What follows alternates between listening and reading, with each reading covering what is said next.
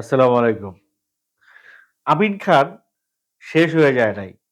আমিন খান ফুরাইয়া যায় নাই। খালি আমিন খান একটা এই সময়ের ডিরেক্টরের হাতে পড়ে নাই।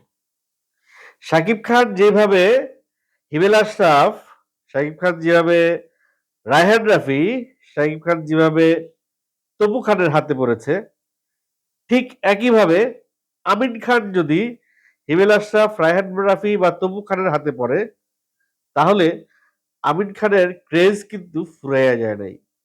আমির খানের দেবার কিন্তু এখনো অনেক কিছুই আছে।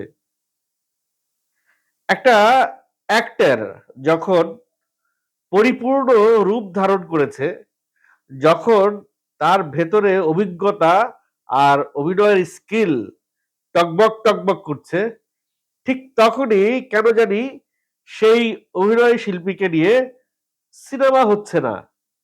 হচ্ছে না নতুন কোনো চলচ্চিত্র। অথচ এই আমিন খান, যতটুকু আমি জানি যে সেরা মুখ চলচ্চিত্রের যে একটা সেরা অভিনয় শিল্পীদের একটা ইয়ে হয়েছিল, রিয়েলিটি শো হয়েছিল, সেরা অভিনয় শিল্পী হিসেবে সে চলচ্চিত্রে ঢুকেছিল। মানে সেরা প্রতিভা ছিল তার ভিতরে, এবং প্রতিভা ছিল বলেই তাকে নেওয়া হয়েছিল চলচ্চিত্রে। সালটা আমি বলি নাই কোন সালে সে এইভাবে অন্তর্ভুক্ত হয়েছে চলচ্চিত্রে। কিন্তু এই আমিন খান একটা সময় কিন্তু প্রচুর হিট সিনেমা দিছে। একটা সময় এরকমও ছিল, আমিন খানের পোস্টারে আমিন খানের ছবি আগে, তারপরে অন্য খানের ছবি। এখন কেন আমিন খানের সেই জায়গাটা নেই, বা এখন কেন আমিন খানকে নিয়ে সেইভাবে সিনেমা হচ্ছে না? আমিন খানের কি তাহলে সেই দর্শক, সেই ফ্যান বেজ তৈরি হয় নাই? আমি আমার কেন আমি আমিন খানকে নিয়ে এত কথা বলছি আগে সেটা একটু বলে নেই। আমি হঠাৎ ফোন স্ক্রল করতে করতে একটা ভিডিও আমার সামনে পড়লো। ভিডিওটার প্রথম দৃশ্যটা এরকম: একটা টিকটিকি, একটা গিরগিটি রাস্তা পার হচ্ছে, পেছনে একটা ট্রাক আসতেছে। ভাই, আপনি দেখেন, আপনার প্রথমে যেই চিন্তাটা মাথায় আসবে, এই গিরগিটিটা কি ট্রাকের চাকার নিচে পিষ্ট হয়ে মারা যাবে? এই গিরগিটিটার ভবিষ্যৎ কি? এই গিরগিটিটাকে, এত সুন্দর একটা প্রাণী এইভাবে মারা যাবে রাস্তার মধ্যে? ভাবতেই তো কেমন লাগতেছে।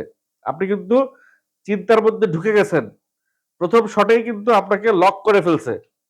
একটা ভালো গল্পের যে বৈশিষ্ট্য, একটা ভালো গল্পের যে বৈশিষ্ট্য, সেই গল্প আপনাকে এভাবে প্রথম দৃশ্যেই লক করে ফেলবে। তারপরে যখন আমি আস্তে আস্তে আগাচ্ছি, দেখলাম একটা মরুভূমির ভিতর দিয়ে একটা ট্রাক যাচ্ছে, এবং একটা বাঙালি ছেলে একটা ফোন পিক করছে। তখন আমি বুঝতে পারলাম যে এটা বাংলাদেশের কোনো নির্মাণ। তখন আমি বুঝতে পারলাম এটা বাংলাদেশের কোনো বিজ্ঞাপন বা কিছু একটা হবে। সো আমি আরেকটু আগাইলাম। আরেকটু আগিয়ে দেখলাম এ কে, গলার মধ্যে এ কে, পুরো মুখটা দেখা যাচ্ছে না, এবং সেই এ কে আবার গ্রাফিক্স হইল। অর্থাৎ আমিন খান বুঝতে আর বাকি রইল না। আমিন খানের ভয়েস, এবং তারপরে বুঝতে পারলাম যে আমিন খান সম্ভবত ওয়ালটনের কোনো বিজ্ঞাপন নিয়ে আবারও এসছেন আমাদের মাঝে। এবং আমিন খানের এন্ট্রির পরে প্রতিটি দৃশ্য, প্রতিটি ফ্রেম একটা অ্যাকশন ফ্লেভার। চশমাটা ধরা, চশমাটা ঘোরানো, ব্যাক সাইড থেকে আমির খান যে হেঁটে যাচ্ছে চশমা ঘুরাইতে ঘুরাইতে, দরজাটা ভেঙে প্রবেশ করা, পাশ দিয়ে কবুতর উড়ে যাওয়া, পানির মধ্যে পা পড়া, পানির শব্দ, ব্যাকগ্রাউন্ড মিউজিক, ব্রিফকেসটা লাগানো, এভরিথিং, প্রতিটা শটের মধ্যে অনেক কাজ আছে। এই দৃশ্যগুলোই আমরা আমাদের সিনেমায়, বাংলা সিনেমায় এর আগে বহুবার দেখছি। সেম দৃশ্য দেখছি বহুবার, কিন্তু সেম স্ক্রিনিং দেখি নাই, সেম উপস্থাপনাটা দেখি নাই। খুবই লেথার্জিক ওয়েতে দেখছি, খুবই লেথার্জিক ওয়েতে দেখছি। আসছে মারছে দোঙা বিস্মিয়া, বিস্মিয়া, ডিসুম ডিসুম ডিসুম ডিসুম, এই ধরনের গ্রাফিক্স ট্রাফিক্স দিয়ে, বিজিএম দিয়ে দেখছি। কিন্তু এই বিজ্ঞাপনের ভাই, colour grading, background music, shot by shot analysis, everything আমাকে মুগ্ধ করেছে। আমি জাস্ট এটা সম্ভবত 2 মিনিট 3 সেকেন্ডের একটা বিজ্ঞাপন, আমি বিজ্ঞাপনটা গোগ্রাসে গিলে ফেললাম। এই যে যেই ছেলেটা ভিলেনের ক্যারেক্টার করছে, এই ছেলেটা একেবারে আর্ন করা নতুন একটা ছেলে, এখানে বিশাল নিতে পারতো, তা না, একটা নতুন ছেলেকে স্পেস দিছে এবং ছেলেটা তার পুরোটা, তার অভিনয়ের পুরোটা এখানে সে ঢেলে দিছে। এবং আমার কাছে মনে হয়েছে এরকম একটা ক্যারেক্টার আমি সিনেমায় দেখতে চাই। আমি শাকিব খানের সিনেমায় এরকম একটা ক্যারেক্টার দেখতে চাই। এবং যত এগিয়ে যাচ্ছি আমি বিজ্ঞাপনটা দেখতে দেখতে, ততই আমি থ্রিলড হইছি। আমি ভাবছি যে এরকম একটা স্ক্রিপ্ট কে লিখলো, এরকম একটা বিজ্ঞাপনের ডিরেকশন কে দিল, এই থিমটা কার মাথা থেকে আসলো। বিশ্বাস করেন, প্রতিটা মুহূর্ত আমি এই 2 মিনিটের প্রতিটা মুহূর্ত আমি এনজয় করছি। এর যে ডায়লগ গুলা, সিঙ্গেল হোক আর ডাবল, আমার সাথে পাঙ্গা নিলে বাড়বে শুধু ট্রাবল, এই যে ছন্দ মিলিয়ে ডায়লগ, এই ডায়লগ গুলা কিন্তু এপিক ডায়লগ। এই ডায়লগ গুলাই দর্শক যখন হলে শোনে, আমি তো সিঙ্গেল হলে সিঙ্গেল স্ক্রিনে সিনেমা দেখি, এই ডায়লগ গুলাই যখন দর্শক হলে শুনে, বিশ্বাস করুন ভাই, যেভাবে শীষ তালি আর মানে চিৎকার আসে, মাথা নষ্ট, তাদের আনন্দ দেখে নিজেরও আনন্দ লাগে, এরকম একটা ফিলিংস আসে।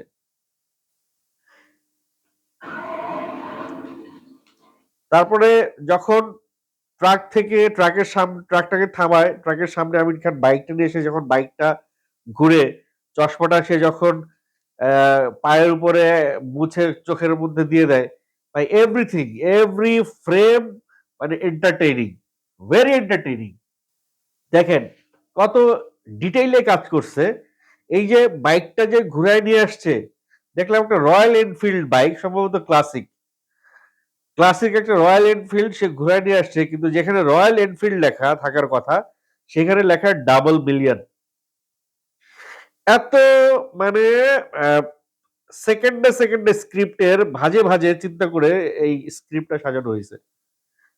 তো দুর্দান্ত এই 2 মিনিটের এই বিজ্ঞাপনটা দেখা আমি জাস্ট কিছুক্ষণ তবদা খেয়ে গেলাম। তবদা খেয়ে চিন্তা করতেছিলাম যে এই হিরোকে এখনো কেউ ব্যবহার করছে না।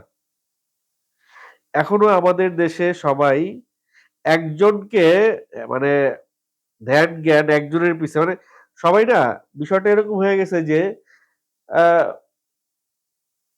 মানে স্টারের ঘাড়ে বন্দুক রেখে সবাই স্বীকার করতে চায়, সবাই শিওর শট খেতে চায়।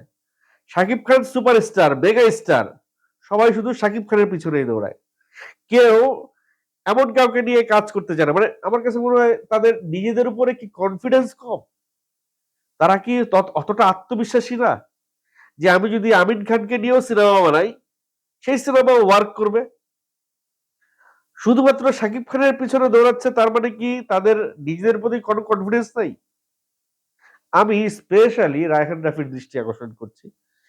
রায়হান রাফি, সে খুব ভালো মেকার, সে নতুন শিল্পী, সে আমাদের পুরনো শিল্পী, সে আমাদের সরাসরি বলবো যে অবহেলিত শিল্পী।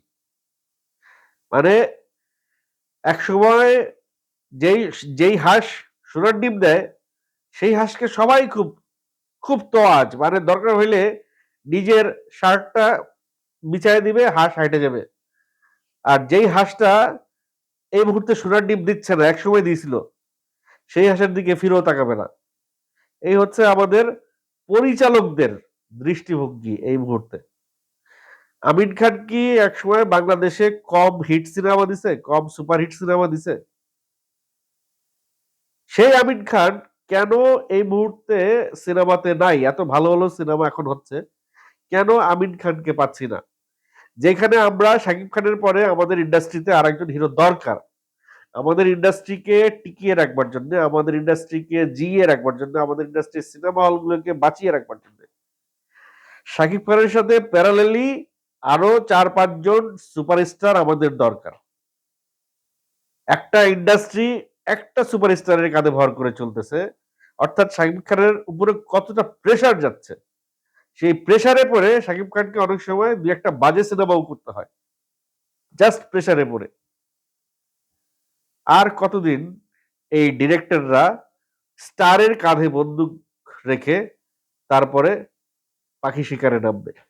নিজেদের উপরে তাদের কনফিডেন্স কবে আসবে? আমিন খান যে ২ মিনিটের যে বিজ্ঞাপনটা আমি দেখলাম, আমি আমি জাস্ট শকড যে কেন উনাকে এখনো ইউটিলাইজ করা হচ্ছে না। আপনারা যারা এখনো ডাবল মিলিয়নের এই বিজ্ঞাপনটা দেখেন নাই ওয়ালটনের, আপনারা সার্চ করে দেখে নিতে পারেন। আমি আমার ইয়েতে ভিডিওর নিচে লিংক দিয়ে দিচ্ছি। সেখান থেকেও দেখে নিতে পারেন। দেখার পরে আপনারা আপনাদের অপিনিয়নটা কমেন্টে জানাবেন যে আপনারা কি আমিন খানকে চান নতুন কোন সিনেমায়? চাইলে কিভাবে চান? একটু কমেন্ট করে জানাবেন।